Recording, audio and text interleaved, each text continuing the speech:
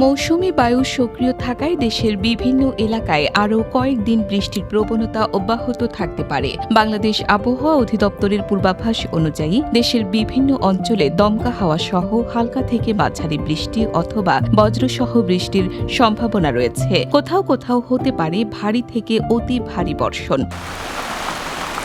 সোমবার সকাল ৯টা থেকে পরবর্তী ২৪ ঘণ্টায় খুলনা, বরিশাল, চট্টগ্রাম ও সিলেট বিভাগের অনেক জায়গায় বৃষ্টির সম্ভাবনা রয়েছে। একই সঙ্গে রংপুর, রাজশাহী, ঢাকা ও ময়মনসিংহ বিভাগের কিছু এলাকাতেও বৃষ্টি বা বজ্রসহ বৃষ্টি হতে পারে। এ সময় দেশের কোথাও কোথাও মাঝারি থেকে ভারী বর্ষণ হতে পারে।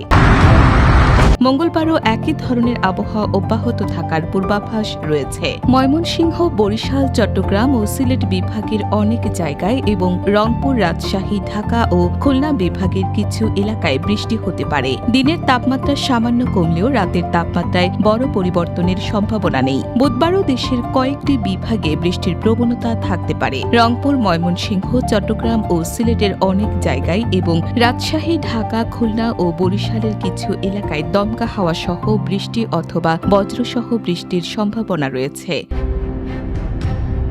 এদিকে লঘুচাপের প্রভাবে চট্টগ্রাম সহ দেশের কিছু এলাকায় ইতোমধ্যে ভারী বৃষ্টির খবর পাওয়া গেছে। চট্টগ্রাম নগরীর বিভিন্ন নিচু এলাকায় জলাবদ্ধতাও তৈরি হয়েছে। আবহাওয়া অধিদপ্তর জানিয়েছে, বৃষ্টির পাশাপাশি দেশের বিভিন্ন অঞ্চলে অস্থায়ীভাবে দমকা বা ঝড়ো হাওয়াও বয়ে যেতে পারে। ফলে বাইরে বের হলে প্রয়োজনীয় সতর্কতা অবলম্বনের পরামর্শ দেওয়া হচ্ছে। সব মিলিয়ে সক্রিয় মৌসুমী বায়ু ও লঘুচাপের প্রভাবে আগামী কয়েকদিন দেশের বিভিন্ন এলাকায় বৃষ্টি অব্যাহত থাকার সম্ভাবনাই বেশি। ফাতেমা ইসলাম, নিউজ ডেস্ক, ঢাকার বাণী।